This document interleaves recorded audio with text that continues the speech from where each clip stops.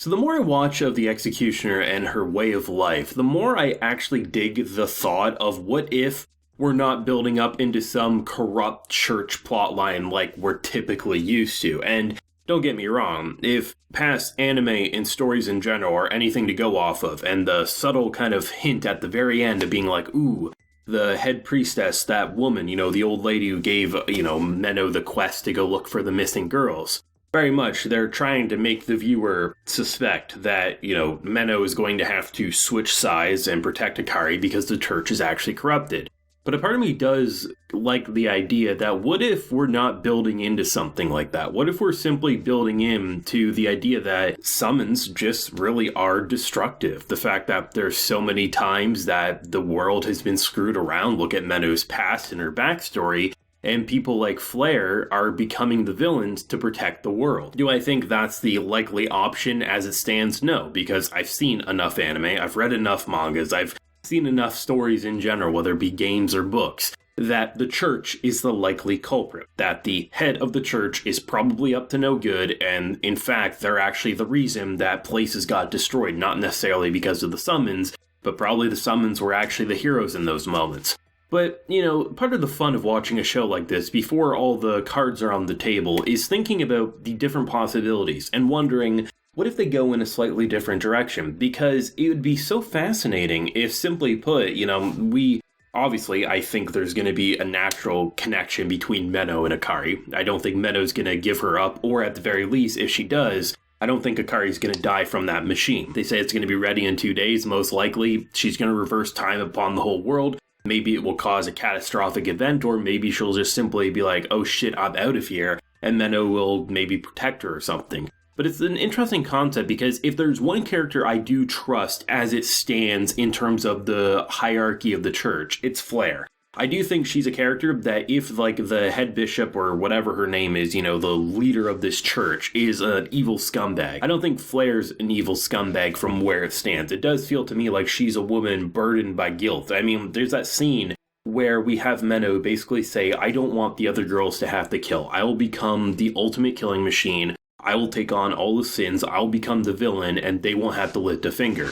And you just see the bags under her eyes. You see her crying at one point, right? This doesn't seem to me like a woman who wants to do what she's doing, but knows that because of what she was raised to believe and what she sees firsthand, that she has to kill people in order to keep the world safe. So it's going to be interesting to see how far corruption will truly go, if they'll make Flair a full, an actual villain to the point of, loving being evil sort of a thing. Or if they're going to go where I think most of the community watching this show believes that the church is the villain, right?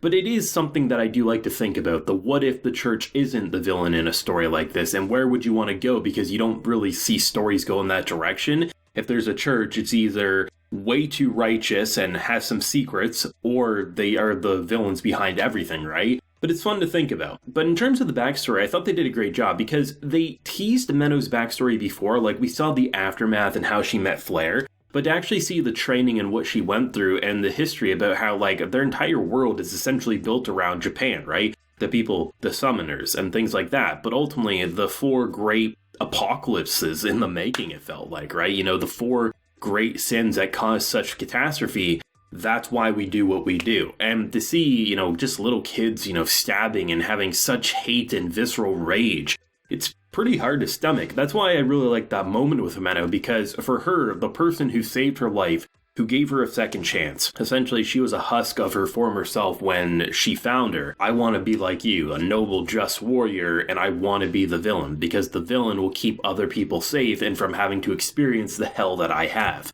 And it's going to be very interesting because even if they go full-on corruption with the church, or the church is actually in the right, Menno is going to protect Akari. That just feels like the way we're building up to that. And I imagine Momo will stick with Akari just because she loves her sort of a thing, and, you can't have a Yuri love triangle without 3 people, so of course that's going to happen. But it'll be interesting to see the direction, because it would be real fascinating to me if instead of going the church is actually corrupt, if they actually made Akari a psychopath. I don't think they will, but it's fun to think about the what if, Menno decides to not let her get killed, and then in return, she causes an entire city to get destroyed or something, because seriously, whether she wants to or not, the ability to reverse time not only for yourself, but those around you, I'm waiting for the moment where she accidentally or on purpose reverses someone from being alive, because what if you could de-age someone, right? You know, someone's 40 years old and then that weird thing happens and they're a baby, if not, maybe not even born anymore. That's what makes this show pretty fascinating to me, is that it really is a different coat of paint. I've seen some people in last week's comment section almost comparing it to like a ReZero, but not placed on Subaru's perspective. Like, what if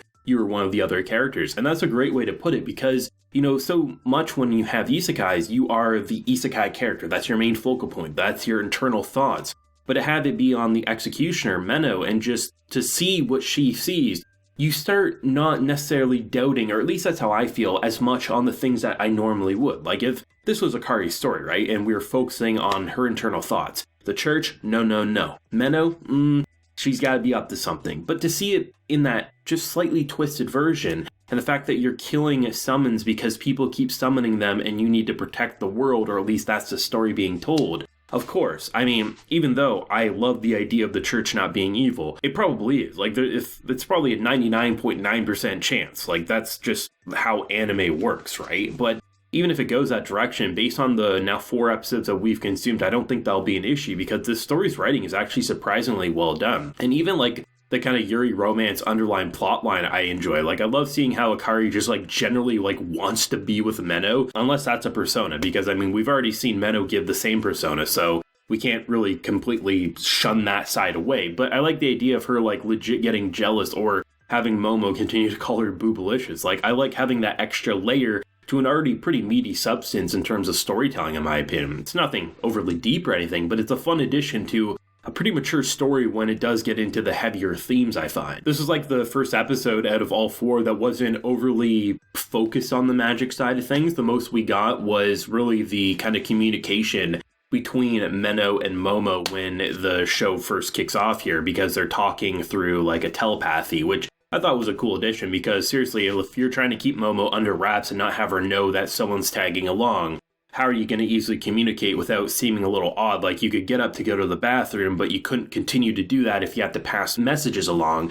See, the idea of just like passing your full-on conversation through their heads is pretty interesting. Though this is one of those shows that does have me speculating on the what if a lot more than I normally would. What if, you know, Akari could read minds? What if the church isn't evil? You know, that's part of the fun to me. And I know there's some people who just will look at things at face value and just accept them at face value, right? But to me, that doesn't make anime as fun as it can be, and I think shows like these want you to question every nook and cranny, and that's why I really have no idea where that ritual's gonna go. Because I have seen shows, not many, but I have seen shows make you think the church is bad, and they turn out to not actually be bad. But if you are a betting man, of course, something very, very bad is going to occur. What if killing them is actually harnessing their powers and, you know, they're doing some catastrophic shit? You don't know, but that's the fun of anime, is the speculation, or at least that's how I feel. But thoughts, if you have any, let me know down below. Theories, if you got them, because I love to read them, as these are the shows that really get your mind racing. So let me know, and leave a like if you enjoy, and subscribe if you're new around here. So until next time, everyone, please take care and have a good one.